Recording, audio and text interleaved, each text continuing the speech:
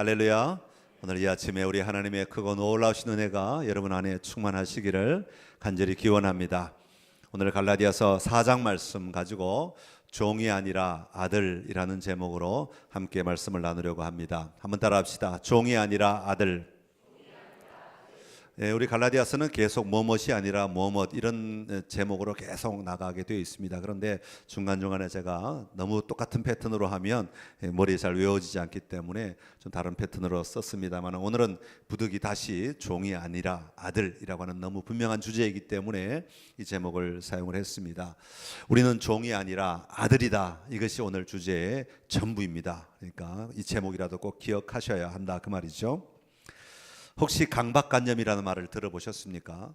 사람마다 알게 모르게 작든 크든 강박관념이 조금씩 있는 것 같아요. 강박관념이라고 하는 것은 사람들마다 살아가면서 자신들 마음속에 무언가 꽉 박혀있는 한 가지 생각들, 묶임 같은 것들을 이야기합니다. 우리나라 사람 전체적으로 보면 이 사자, 숫자 4 같은 경우에 대해서 별로 기분 좋아하지 않는 강박관념을 가지고 있는 경우가 많습니다. 그래서 사자는 죽을 사자와 같다. 그래가지고 엘리베이터를 해도 숫자를 4라고 표시하지 않고, 우리나라에는 4층이 없고 F층만 있죠. 어떤 데는 또 심지어는 아예 F층도 없는, 그래서 3층 다음에 5층이 되어버리는 아주 기괴한 빌딩이 생기게 됩니다.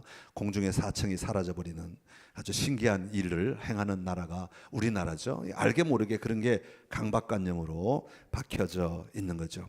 어떤 사람은 길을 걸어갈 때 보도블록에 금을 밟지 않고 지나간다. 그래서 이렇게 이렇게 그것도 자기 나름대로의 강박관념이라고 할 수 있어요. 밟으면 괜히 뭔가 이상해질 것 같고, 또 어떤 사람은 뭘 만지고 나면 꼭 손을 씻어야 되는 경우들도 강박관념 가운데 하나죠.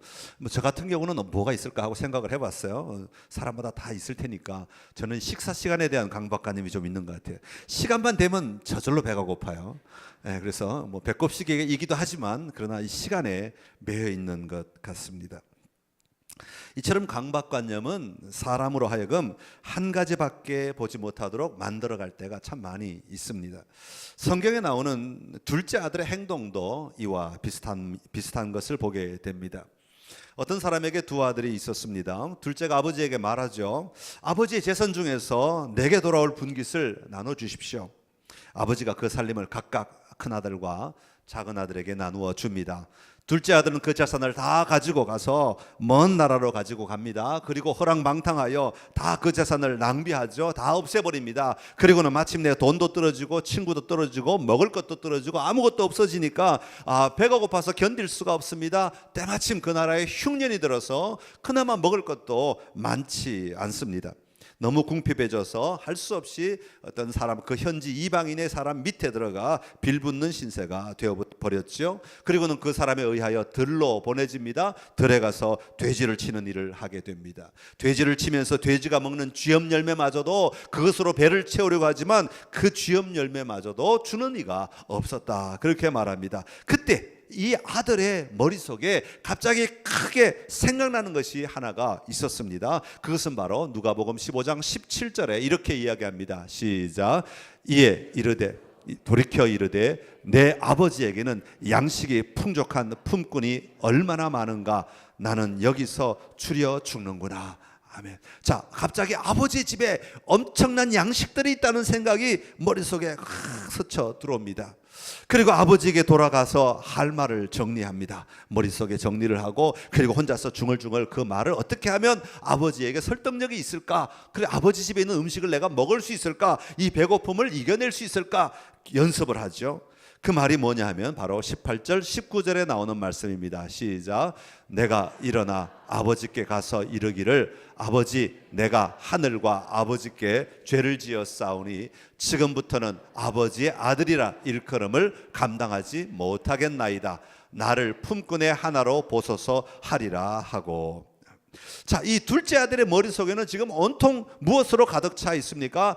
재물, 먹을 것, 배고픈 것, 나를 채워주는 것, 아니면 돈. 무엇을 위한 돈입니까? 자기 배를 채울 돈. 그것만 있으면 된다고 생각하는 것이죠. 자기가 누리고 싶고, 자기가 먹고 싶고, 자기가 하고 싶은 것에 온통 초점이 맞춰져 있습니다.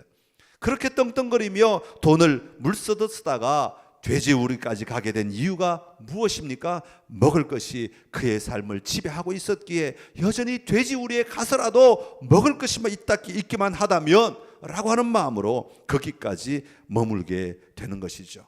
여러분, 그런데요, 이 말씀을 읽다 보면 이것은 단순히 둘째 아들이 가지고 있는 먹을 것이라는 것만을 말하는 것이 아니라는 것을 우리는 금방 발견하게 됩니다. 교회 다니고 있지만 여전히 자기의 사고 또 종교적 신앙의 틀 안에 갇혀 있는 바로 우리의 모습을 이야기하고 있는 것이기도 합니다. 하나님을 믿는다고 말하면서도 자신의 종교 생활 안에 갇혀 있는 삶을 이야기합니다. 어떤 글을 보니까 신앙생활을 하는데도 이 강박관념으로 신앙생활을 하는 사람들이 있다고 합니다. 성경을 읽는 것도, 교회 출석을 하는 것도, 헌금을 하는 것도, 예배를 드리는 것도, 심지어 찬양을 하는 것도 모두가 다 내가 하지 않으면 무엇인가 불안하고 불길한 일들이 일어날 것 같은 것들이라면 그런 마음으로 드리는 예배, 그런 마음으로 드리는 헌신, 그런 마음으로 드리는 성경 읽는 것, 그런 마음으로 드리는 교회 출석이라면 이것은 우리를 사로잡고 있는 강박관념이 되는 것입니다. 그래서 마치 이 의무를 지키지 않으면 하나님이 화를 내시고 벌을 주시고 우리를 망하게 하실 것 같은 생각 때문에 이런 신앙의 삶을 살아간다면 이것은 하나님을 모독하는 것이다, 그 말입니다. 여러분, 우리가 찬양하고 우리가 헌금하고 우리가 교회 출석하고 우리가 하나님께 예배드리고 우리가 나아 성경을 읽고 이 모든 것들은 하나님을 믿음으로 말미암아 우리 안에 일어나는 기쁨과 감사의 결과로 드려지는 것들이어야 마땅한데, 우리는 그것이 하나의 불안한 두려움의 조건이기 때문에 한다면, 그것이 종교에 끌려다니는 행위라면 우리는 잘못 신앙생활을 하고 있는 것이라, 그런 말입니다.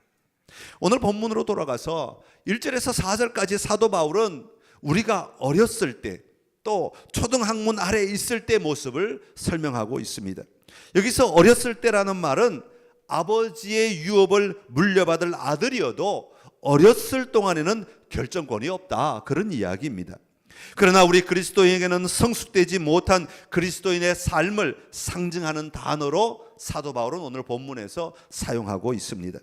초등학문 아래에 있다는 말은 지난주에도 말씀을 드렸습니다마는 아주 초보적이고 1차적인 근본 원리에 매여 있는 것을 이야기합니다. 이것은 율법을 가리키는 말이기도 하죠. 앞으로가 뒤로가 그것만 생각하고 앞에 낭떠러지가 있어도 그것을 바라보지 아니하고 그냥 앞으로만 계속 가는 그런 모습입니다. 그런 때의 삶은 바로 종과 다를 바가 없다, 그렇게 말합니다. 정한 때까지는 후견인과 청지기의 지시대로만 살아야 하는 종과 같은, 다시 말하면 초등학문 아래에 있을 때, 그래서 오늘 본문에는 무슨 단어를 사용하고 있냐면 종노릇이라고 하는 단어를 사용하고 있는 겁니다. 종은 아닌데 종처럼 살아가는 삶, 그것을 종노릇하는 삶이라 그렇게 이야기하고 있는 것이죠. 사랑하는 성도 여러분, 우리가 신앙생활 하면서 하나님께 더 가까이 나아가지 못하고 종교적 행위로서의 신앙생활에 머물러 버린다면 우리는 종은 아닌 것 같은데 종처럼 살아가는 종 노릇하는 자로 머물러 버릴 수밖에 없다는 것입니다. 여러분은 무엇에 종 노릇하고 계십니까? 혹시 찬양의 종 노릇하고 있지 않습니까? 찬양은 이렇게 내가 열정적으로 불러야만 하나님이 기뻐하실 거야, 아니면 하나님을 원하실 거야, 어떤 자기만의 테두리 안에서 갇혀서 드리는 찬양이라면 그것은 우리가 종노릇하는 찬양이 되고 말죠. 특별히 섬김과 봉사에 이런 경향들이 많이 나타나죠. 내가 여기서 섬기지 않으면 하나님이 나를 혼내시면 어떡할까, 하나님이 나를 벌 주시면 어떡할까, 끌려다니며 하는 봉사, 기쁨이 없이, 내가 정말 헌신이 없이, 내가 정말로 다른 사람을 위해 섬겨야 한다고 하는 그 섬김의 기쁨이 없이 하는 봉사라면 그것은 종노릇하고 있는 거죠. 종이 아님에도 불구하고 여전히 종처럼 살아가고 있는 모습이 우리 안에 있다는 것입니다. 예수님을 믿는 여러분은 종이 아닙니다. 더 이상 종처럼 살지 아니하고 이제는 장성한 자가 되어 하나님의 은혜에 감사하는 예배, 하나님의 은혜에 기뻐하는 예배, 하나님의 임재에 즐거움으로 섬기는 삶, 이런 삶들이 오늘 우리 안에 회복되어야 할 줄로 믿습니다. 바라기는 여러분의 삶의 자리에 이런 참된 기쁨으로 하나님께 나아오는 은혜가 풍성하게 되시기를 간절히 기원합니다. 4절에 보면 이런 우리의 생각에 묶여 살아가고 있는 삶을 사는 우리들에게 때가 참에라고 하는 말로 완전한 변화의 삶을 열어주고 계신 것을 볼 수가 있습니다. 여기 원래 4절은 원문에는, 오늘 우리 번역 성경 말고 원문에는 그러나 때가 참에 그렇게 말합니다. 우리가 종노릇 하고 있지만 그러나 상황이 반전되고 있다는 것이죠. 그러나 때가 찼다, 그런 말로 설명하고 있습니다. 비록 우리가 종노릇 하고 있었지만 그 삶은 영원히 가는 것이 아니라 그러나 변화의 기회가 주어졌다는 것입니다. 변화의 시간이 우리에게 다가왔습니다. 그것이 바로 때가 참에라고 할 때 그때가 가득해지는 시간을 이야기하고 있는 것이죠. 여기서 이 때라고 하는 할 때 시간은 크로노스라고 하는 일반적인 시간을 말하는 때입니다. 시계가 짝깍짝깍 돌아가면 오늘은 몇 월 며칠 몇 시 몇 분 이렇게 시간을 자동적으로 가는 시간을 이야기하죠. 그러나 오늘 본문은 단순히 일정한 시간이 지나면 저절로 이런 변화가 일어나는 것이 아님을 우리에게 분명하게 말하고 있습니다. 다시 말하면 시간이 지나서 가만히 있어도 그냥 때가 되면 나이든 때가 되면 변화가 된다, 그런 말이 아니라 그 말입니다. 다시 말하면 교회 다닌 지 10년이 되면 저절로 종로로 타던 삶에서 벗어나진다, 그런 말이 아니라 그 말입니다. 교회 한 20년만 다니면 종로로 타던 삶에서 저절로 벗어나서 자유인이 된다, 그런 말이 아니라 그런 이야기입니다. 이런 시간도 지나야 하지만 이런 시간도 교회에 출석하기 시작하면서 첫 주, 둘째 주, 셋째 주 이런 시간도 지나야 하지만 또 다른 시간이 우리에게 임하여야 한다는 겁니다. 그것이 무엇입니까? 바로 하나님의 시간이라는 것이죠. 하나님의 때가 만나야 하는 겁니다. 우리의 삶에 살아가는 시간에 하나님의 시간이 같이 만날 때 때가 참에라고 하는 놀라운 변화의 시간이 일어나게 된다는 것이죠. 오늘 본문에서 때가 찼다는 말은 세상이 보고 있는 시간도 지나가는 시점에서 한 시점이지만 하나님의 계획하심, 하나님의 작정하심을 이루는 시간이기도 한 것이죠. 이 두 시간이 만나는 그 자리에 때가 참에라는 놀라운 사건이 일어나게 되는 것입니다. 이것은 마치 집을 나갔던 둘째 아들이 집으로 발걸음을 옮길 수밖에 없는 시간이었죠. 그는 배가 고파졌고 먹을 것이 없어졌고 아버지 집이 생각났고 그래서 아버지 집으로 옮겨가는 그의 일반적인 시간의 흐름, 정상적인 시간의 흐름이라고 말할 수 있습니다. 그러나 이 둘째 아들의 삶에는 그냥 자기가 맞이하고 직면하는 그 시간, 따라갈 수밖에 없는 시간만이 그에게 존재했던 것은 결코 아니었습니다. 집 밖에서 기다리고 있던 아버지의 시간도 그의 인생에 함께 참여하게 되었다는 것입니다. 달려오시는 아버지, 안아주시는 아버지, 집으로 데리고 들어가 가장 좋은 옷을 입히라고 말씀하시는 아버지의 그 시간이 함께 이 아들에게 만나진 것입니다. 아들은 여전히 종으로라도 가서 아버지의 집에서 먹을 것만으로도 풍족하게 먹었으면 좋겠다, 그렇게 말하며 그의 시간을 보내고 있지만 이 아버지는 또 다른 은혜를 이 아들에게 예비하고 계셨던 것이죠. 하늘의 시간을 그에게 부어주심으로 말미암아 단순히 너는 먹을 것으로 풍족하게 되는 종이 아니라 너는 나의 아들이다, 너는 나의 자녀이다, 이 집의 모든 것은 다 네 것이다 라고 하는 하나님의 시간이 만난, 아버지의 시간이 만남으로 말미암아 이 아들에게는 집에 도착한 그 순간, 아버지를 만나는 그 순간 놀라운 변화의 삶을 살아갈 수 있게 된 것입니다. 이게 바로 때가 참에라고 하는 시간의 경험인 것이죠. 오늘 여러분, 우리가 신앙생활 할 때요, 내가 교회 다닌 지 몇 년 되었다, 이 인간의 시간만 바라보며 사는 자가 되어서는 결코 안 됩니다. 내가 시간이 얼마가 지났으니까 집사가 되고 얼마가 지났으니까 뭐 권사가 되고 얼마가 지났으니까 이렇게 되는 것이 아니라 그 말입니다. 이건 신앙이 아닙니다. 이것은 신앙의 삶의 시간이 결코 아닙니다. 우리가 예수 그리스도 안으로 들어와서 우리의 발걸음을 옮겨놓는 시간이 있으면 그 시간 순간에 반드시 때가 참의 경험을 해야 하는 것입니다. 하나님 아버지의 시간을 함께 만나야 하는 것입니다. 하나님 아버지의 역사하심을 함께 경험해야 하는 것입니다. 그럴 때 우리의 삶은 진정한 변화의 삶을 살아갈 수 있게 되는 것이죠.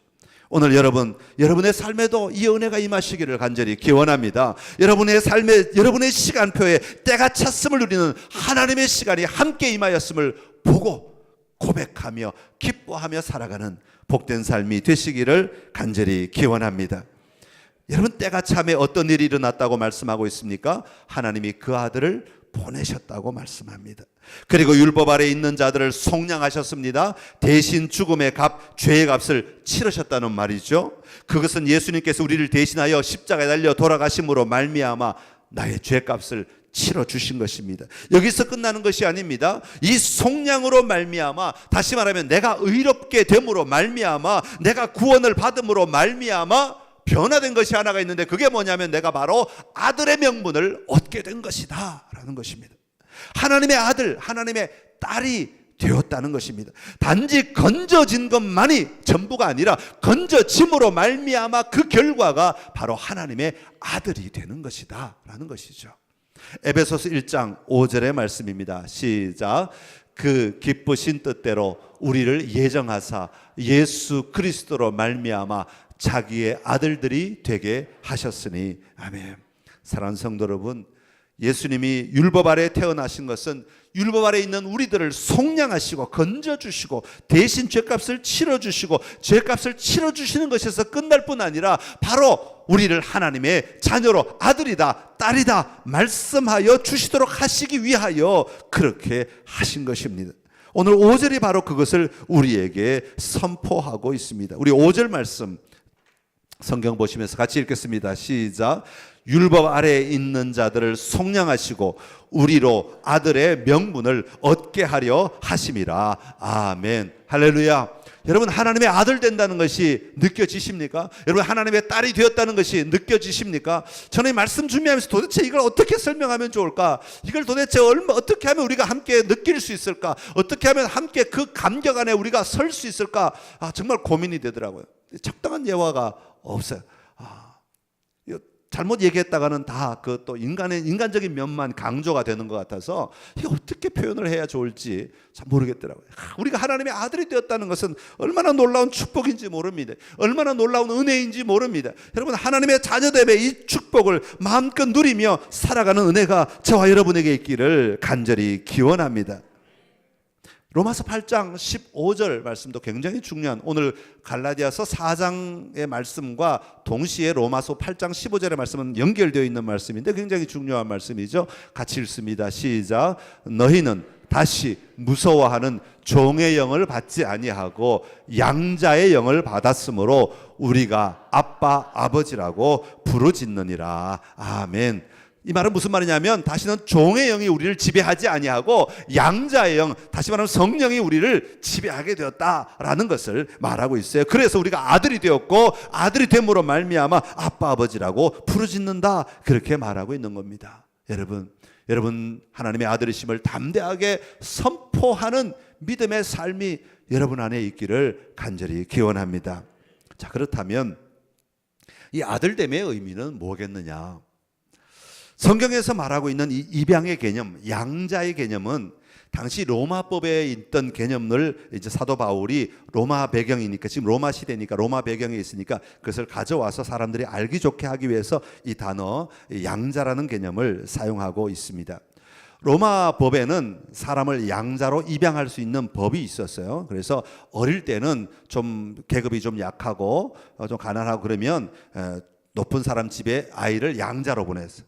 그래서 그 집에 좋은 학문을 배우게 하고 또 상류층 삶을 살아갈 수 있도록 만들어주는, 그래서 도장을 찍으면 그 아이가 이제 다 그 집의 다른 집에 로마의 장교의 아주 높은 사람의 자녀로 입양이 되는 그런 경우도 있었고, 심지어는 노예로 살아가고 있던 사람이 보니까 굉장히 똑똑하고 아주 착하고 이렇게 마음에 들어서 그 로마 주인이 그 노예로 살아가던 사람을 자기 아들로 입양하는 경우도 있었다고 합니다. 그것이 허락되었다는 것이죠. 여러분, 한번 상상해 보십시오. 뭐 다른 집에 아들로 있다가 가는 것은 충분히 이해가 되지만 노예로 있던 사람이 남을 그 집을 위해서 빠지 하루 종일 눈 뜨면 일하기 시작해서 눈 감을 때까지 일만 하던 그 사람이 그 집 주인의 아들이 되었다. 한번 상상해 보십시오. 얼마나 놀라운 일입니까? 얼마나 이게 정말 그 사람으로서는 감격스러운 일이고 정말 어떻게 표현해야 좋을지 모를 축복이 되는 거죠. 여러분, 입양을 당한 그 사람은 완전히 새로운 삶을 살게 되는 겁니다. 이전 부모의 구속이나 의무에서 완전히 해방되고 새로운 가족 구성원의 새로운 삶을 살아가게 되는 것이죠. 이것이 바로 입양이라고 하는 개념입니다. 여러분, 마찬가지로 우리가 하나님의 아들이 되었다는 것은 더 이상 죄나 율법의 저주의 노예로서의 삶을 청산하는 것을 이야기합니다. 더 이상 그것이 우리를 지배하지 않고 있다는 것을 선포하는 것에서부터 출발하는 것이죠. 한때는 죄의 노예였고, 한때는 사단에게 종속되었고, 한때는 불순종의 아들이었지만 이제는 우리가 그것으로부터 옮겨져 하나님의 아들이 된 것입니다. 하나님의 아들로서 하나님의 은혜와 사랑을 누리며 살아가는 자가 된 것입니다. 그런데 그것만이 아니라고 성경은 말하죠. 오늘 본문에 보면 우리가 그 아버지를 그냥 아들 되었다, 멋쩍고 어색한 모습으로 그냥 서 있는 그런 모습이 아니라 그 아버지를 뭐라고 부른다고요? 아빠, 아버지라고 부를 수 있도록 만드셨다, 그렇게 말씀하고 있는 것이죠. 여러분, 아빠라고 하는 것은 우리가 어릴 때 아빠라고 그냥 정말 사심 없이, 아무 염려 없이, 아무 걱정 없이, 아무 두려움 없이 그냥 아빠 하고 달려오는 그 아이의 모습, 그게 진정한 기쁨이라는 것입니다. 그게 진정한 승리자의 모습이라고 하는 것이죠. 사랑하는 성도 여러분, 로마인들이 양자를 입양할 때 재판관의 판결문이 선포되면 그는 새로운 가정의 아들이 되는 것과 같이 예수 그리스도로 말미암은 구속의 은혜로 말미암아 우리가 예수님을 믿을 때 하나님의 아들이 되는 것입니다. 그 아들을 더군다나 더 나아가 아바 아버지라고 부를 수 있는, 아빠 아버지라고 부를 수 있는 아들로서 살아가도록 우리에게 모든 것이 다 열려져 있다는 것입니다. 오늘 이 시간 그 마음으로, 그 심령으로 하나님을 바라보고 하나님 안에서 아들로서 누리며, 하나님 안에서 정말 자녀로서 누리며, 딸로서 누리며 살아가는 은혜가 여러분 안에 넘쳐나게 되시기를 간절히 기원합니다. 제가 이 말씀을 준비하면서 삼성가의 아들로 입양되면 어떨까? 근데 요즘에 또 별로 안 좋은 소식이 들려와서 그 집보다는 딴 집이 좀 나을 것 같다는 생각이 들기도 해봐요. 제가 만약에 삼성가에 가서, 현대가로 가서 아들이 된다면 어떤 거? 현대가도 요즘 소식이 좋지 별로 않더라고요. 하여튼 참 그래. 하여튼 생략. 비유를 잘못하면 오해가 생기기 때문에 고민은 굉장히 많아요. 무슨 예를 들어서 설명을 해야 더 우리가 좀 실제적으로 느낄 수 있을까? 말씀은 말씀대로 이해하는 게 좋을 것 같습니다. 자, 오늘 본문에서 또 하나의 우리에게 주는 그 아들됨으로 말미암아 또 하나의 주는 기쁨이 있습니다. 그것은 뭐냐 하면 아들로서 반응하며 우리가 마음껏 정말 아들됨을 느끼며 누릴 수 있도록 하시기 위해서 그냥 우리의 생각과 우리의 의지와 우리의 지식 안에서만 머물러 있도록 우리를 내버려 두시지 아니하시고 그 감동과 그 기쁨을 누리며 살아갈 수 있도록 만들어 주신다는 거죠. 하나님이 어떻게 만들어 주세요? 성령을 보내주셔서 그 감동을 누리며 살아갈 수 있도록 만들어 주신다는 것입니다. 성령이 우리 안에 임하셔서 우리를 도와주시는 것이죠. 하나님의 아들임을 확신하게 하는 겁니다. 하나님의 아들로서 살아갈 수 있도록 성령이 도와주신다고 말씀하고 있는 것이죠. 여러분, 입양자 이쪽 부모나 아니면 고아원에서 아이를 데리고 와서 새로운 부모 앞에 아이를 데리고 와서 야, 이분들이 너희의 새로운 부모님이야, 인사해. 그럴 때 아무리 어린 아이도 참 서먹서먹하죠. 쭈삣쭈삣하죠. 근데 그것을 다 도와줄 수 있는 뭔가가 딱 일어나서 그 아이가 갑자기 얼굴이 밝아지고 기쁨이 충만해지고 나에게 그토록 기다리던 아버지가 생겼어. 그토록 기다리던 어머니가 생겼어. 그리고 두 팔을 쫙 벌리고 안길 수 있다면 얼마나 좋겠어요. 얼마나 행복하겠어요. 그것을 할 수 있도록 도와주시는 분이 누구냐면 바로 성령님이라는 겁니다. 우리의 인간의 이성과 지식으로만 하나님을 바라보지 아니하고 예수님을 바라보지 아니하고 아들됨을 누리라고 말하지 아니하고 성령이 우리 안에 임하셔서 우리의 모든 생각과 우리의 모든 감정까지도 다스리시며 충분히 내가 하나님의 아들이 되었습니다라고 공포하며 살아갈 수 있도록 만들어 주시는 것이라는 것이죠.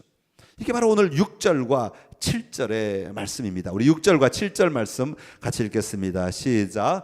너희가 아들이므로 하나님이 그 아들의 영을 우리 마음 가운데 보내사 아빠 아버지라 부르게 하셨느니라. 그러므로 내가 이후로는 종이 아니요 아들이니 아들이면 하나님으로 말미암아 유업을 받을 자니라. 아멘. 할렐루야.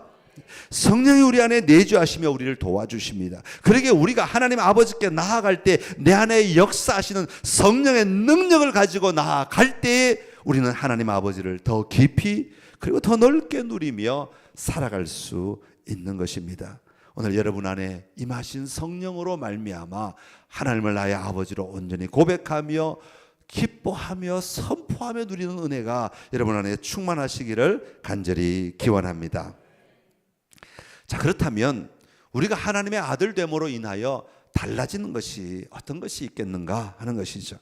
먼저 양자의 영을 받은 사람은, 다시 말하면 성령을 받은 사람은, 아들의 영을 받은 사람은, 성령을 받은 사람은 무서워하는 종의 영을 잃어버렸다, 그렇게 말합니다. 아까 우리 읽은 로마서 8장 15절의 말씀 중요하다고 말씀드렸죠. 다시 한번 읽겠습니다. 시작. 너희는 다시 무서워하는 종의 영을 받지 아니하고 양자의 영을 받았으므로 우리가 아빠 아버지라고 부르짖느니라. 아멘. 할렐루야. 다시 말하면 이 말은 뭐냐면 더 이상 종의 영이 우리를 지배하지 않고 있다라는 겁니다. 이것은 선포입니다. 이것은 선언입니다. 이것은 결정된 사항입니다. 이미 시행된 사항입니다. 그러니까 종의 영이 더 이상 우리를 지배하지 않습니다. 이것이 현실입니다. 이것이 팩트, 이것이 사실입니다. 종의 영은 더 이상 우리를 지배하지 않습니다. 그러나 오늘 1절부터 3절까지 보면 뭐라고 그랬어요? 종 노릇한다 그랬어요. 종 노릇한다고. 오늘 우리 그리스도인들이 종 노릇하는 사람이 있다는 겁니다. 종의 영은 지배하지 않는데 종 노릇한다면 뭐가 잘못된 거예요? 내 믿음의 생각이 잘못된 거죠. 내 믿음의 태도가 잘못된 거예요. 내 믿음의 자세가 잘못된 거예요. 사고방식이 잘못된 거죠. 지금은 누가 지배한다고요? 아들의 영이, 양자의 영이, 성령이 우리를 다스리고 있어요. 성령이 우리를 지배하고 있어요. 그러니 종의 영에게 끌려가려고 몸부림치는 자들이 아니라 내 자신을 성령에게 맡기며 사는 자들이 될 때에 아들됨을 누릴 수 있게 되는 것입니다. 더 이상 종의 영이 우리를 지배하지 않고 있음을 분명히 보고 살아가시기를 간절히 기원합니다. 또 하나, 우리는 하나님의 가족이 되었기 때문에 하나님의 이름을 지닐 권세가 있습니다. 여러분, 하나님의 이름을 함부로 사용할 수가 없어요. 그런데 하나님의 자녀가 된 사람에게는 하나님의 아들이다, 하나님의 딸이다라고 하나님을 쓸 수가 있게 허락해 주셨다는 것이죠. 레위기 26장 12절의 말씀입니다. 시작. 나는 너희 중에 행하여 너희의 하나님이 되고 너희는 내 백성이 될 것이니라. 아멘. 할렐루야. 우리 하나님은 나의 하나님이 되셨습니다. 하나님은 나의 하나님이시기에 하나님을 나를 아들이라 인정하고 분명히 품에 안아주셨다는 말입니다. 확신하고 살아가시기를 간절히 기원합니다. 또 다른 유익이 뭐냐 하면 우리가 오직 하나님만이 주실 수 있는 보호와 위로, 그리고 하나님이 자기 자녀에게 주시는 공급하심을 누릴 수 있게 된다고 말씀하고 있습니다. 누가복음 12장 7절의 말씀입니다. 누가복음 12장 7절 시작. 머리털까지도 다 세신 바 되었나니 두려워하지 말라. 너희는 많은 참새보다도 더 귀하니라. 아멘. 할렐루야. 히브리서 13장 5절 말씀 하나 더 읽겠습니다. 시작. 돈을 사랑하지 말고 있는 바를 족한 줄로 알라. 그가 친히 말씀하시기를 내가 결코 너희를 버리지 아니하고 너희를 떠나지 아니하리라 하셨느니라. 아멘. 할렐루야. 하나님은 우리의 도움이 되신다. 우리를 도와주시는 분이시다. 마지막으로 오늘 본문에서 중요한 것 한 가지는 7절의 말씀입니다. 7절에 보면 이렇게 말합니다. 우리 7절 한번 읽어볼까요? 시작. 그러므로 내가 이후로는 종이 아니요 아들이니 아들이면 하나님으로 말미암아 유업을 받을 자니라. 아멘. 할렐루야. 조금 부담스러운 말이긴 하지만 아들이 되면 해야 할 게 있다는 거죠. 마땅히. 여러분, 우리가 양자로 들어가면 그 집에서 마땅히 지켜야 될 룰을 따라가야 하듯이 우리가 하나님의 양자가 되면 우리는 양자로서 마땅히 해야 될 일이 있다. 그게 뭐냐면 하나님 아버지의 유업을 이어받아야 된다는 겁니다. 하나님 아버지의 유업은 무엇입니까? 하나님 아버지의 유업은 이 온 세상이 하나님 아버지의 나라가 되게 하는 거죠. 하나님을 알게 하는 것입니다. 그렇게 그 유업을 받았다는 것은 우리로 하여금 하나님 아버지의 일들이 드러나게 하는 삶을 살아야 한다는 겁니다. 다시 말하면 우리는 하나님 나라를 확장하는 삶을 사는 자들이 되어야 한다는 겁니다. 하나님은 능력 있으신 분이십니다. 하나님은 권능이 있으신 분이십니다. 그럼에도 불구하고 우리를 사용하십니다. 왜냐, 우리에게 유업을 주셨기 때문에 그 유업을 우리를 통하여 이루기를 원하시는 하나님이시죠. 우리를 제껴놓고 하나님 혼자만 일하시는 하나님이 아니라 우리와 함께 일하기를 원하시는 하나님이시란 말입니다. 우리 빼고도 넉넉히 일하실 수 있는 분이시지만 하나님 우리를 너무나 사랑하셔서 우리와 함께 살아가기를 원하시고 우리가 함께 만들어가기를 원하시고 우리와 함께 누리기를 원하시는 하나님이세요. 그래서 유업을 주셨다는 겁니다. 그렇게 그 유업은 우리에게 부담이 아니라 우리에게는 축복이 되는 겁니다. 축복이 되는 거야. 그래도 일 시키는 건 싫어요. 그걸 하는 게 축복이란 말이죠. 그걸 하는 게 축복이에요. 여러분, 그 유업을 잘 받아 이어가는 은혜가 오늘 우리에게 있기를 간절히 기원합니다. 유업이 축복인 줄 알게 되는 자는 내가 하나님의 아들 되었음을 기뻐하며 누릴 수 있는 자들이에요. 이게 연결되어 있어요. 그래서 아들됨을 누리는 것이 얼마나 복된 일인가 하는 것을 오늘 우리가 분명히 고백할 수 있어야 합니다.